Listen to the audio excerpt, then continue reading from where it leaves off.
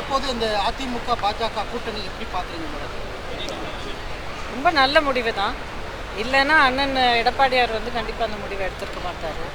Already BJP வேணாம்னு சொல்லி இப்போ ஏடிஎம்கே வந்துருக்கீங்க. இந்த கூட்டணி எப்படி பார்க்குறீங்க? அதுக்கு இதுக்கு சம்மந்தமே இல்லை. ஸோ கண்டிப்பாக இது ரெண்டுமே முடிச்சு போடுறதுக்கு வாய்ப்பே இல்லை. பிஜேபியில் இருந்ததுக்கும் அங்கேருந்து விலகி வந்ததுக்கும் அதிமுகவில் சேர்ந்ததுக்கும் சம்மந்தமே இல்லை. நிறைய இடைவெளியும் இருந்தது.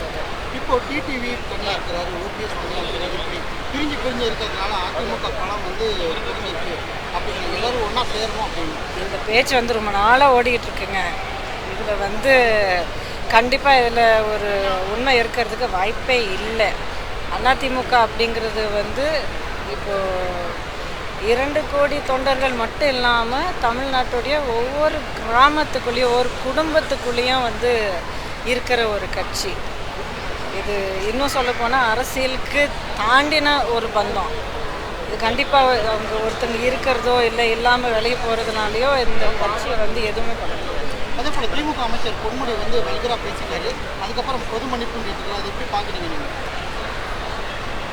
வார்த்தையை வந்து பொது மேடையில் ஒரு பப்ளிக் லைஃப் நல்லா தெரிஞ்சு பொது மேடையினுடைய அருமை மட்டும் இல்லை, அதனுடைய ஒரு பவரும் தெரிஞ்சு உணர்ந்த ஒருத்தர், அவ்வளோ அனுபவம் உள்ள ஒருத்தர் அதே மேடையில் பெண்களை பற்றி அப்படியே ஒரு கேவலமான ஒரு இழிவுபடுத்துகிற அந்த பேச்சு பேசியிருக்காருன்னா, பேசிட்டேன் என்னை மன்னிச்சிருங்க அப்படின்னு சொல்கிறதுல அர்த்தமே இல்லைங்க.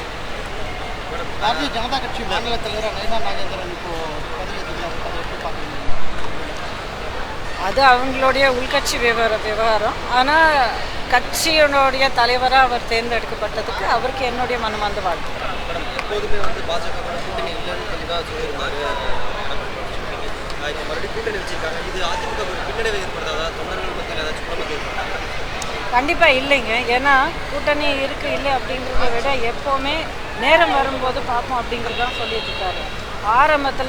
ஆரம்பத்தில் இருந்த அண்ணன் வந்து ரொம்ப தெளிவாக எந்த விதமான குழப்பமே இல்லாமல் இருக்கிற அளவுக்கு என்ன சொல்லிட்டு இருக்காருன்னா, இது வந்து திமுகவை வீழ்த்துவதற்கான ஒரு கூட்டணியாக அமையும். கொள்கைகள் அப்படிங்கிறது அந்தந்த கட்சியினுடைய தனிப்பட்ட ஒரு விஷயம்.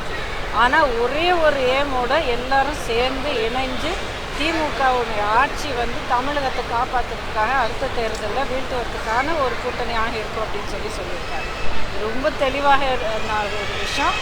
இந்த விஷயத்துக்கு கூட்டணியில் இருக்கிற எல்லாருமே வந்து இதுக்கு வந்து அக்செப்ட் பண்ணுறாங்க. இந்த கட்டுப்பாட்டையும் எல்லாரையும் நடத்துகிறாங்க. அதே போல் திமுக அனுப்பின மசோதாவெல்லாம் வந்து நிறுத்தி விட்டதாக ஆளுநர் சொன்னார். என்னங்க மசோதா திமுக அனுப்பின மசோதா உச்சநீதிமன்றத்தில் மறுபடியும் எல்லாமே போடுங்க அப்படிங்கிறார். எப்படி பார்க்குறீங்க ஆளுநரோட செயல்பாடு?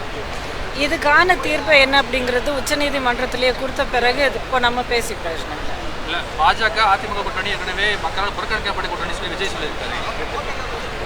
எப்படிங்க இது 1 வருஷமா 2 வருஷமா ஒரு தேர்தலா 2 தேர்தலா எவ்வளோ ஒரு ஹிஸ்ட்ரி இருக்குது. பரவாயில்ல, எவ்வளோ ஹிஸ்ட்ரி இருக்குது, எவ்வளோ வெற்றியும் இருந்திருக்கு. இது வந்து அவ்வளோ ஈஸியாக ஜஸ்ட் ஒரு ஸ்டேட்மெண்ட் கொடுத்துட்டு டிஸ்மிஸ் பண்ணவே முடியாது. அந்த அளவுக்கு ஒரு ஒற்றுமை இல்லை அந்த அளவுக்கு ஒரு சினர்ஜி இல்லைன்னா கண்டிப்பாக இந்த மாதிரி ஒரு கூட்டணி அமைக்கணும் அப்படிங்கிறது பெரியவங்க மூத்த தலைவர்கள் வந்து இந்த முடிவை எடுத்திருக்கவே மாட்டாங்க. கட்சியினுடைய மேம்பாட்டுக்காக கட்சியினுடைய வளர்ச்சிக்காக மட்டும் இல்லாமல் மக்களினுடைய நலத்துக்காக இந்த மாதிரி ஒரு முடிவை எடுப்பாங்க தவிர வேற எந்த ஒரு சந்தேகமும் இருக்க தேவையில்லை. செய்திகளை உடனுக்குடனும் துல்லியமாகவும் தெரிந்து கொள்ள சப்ஸ்கிரைப் பண்ணுங்க.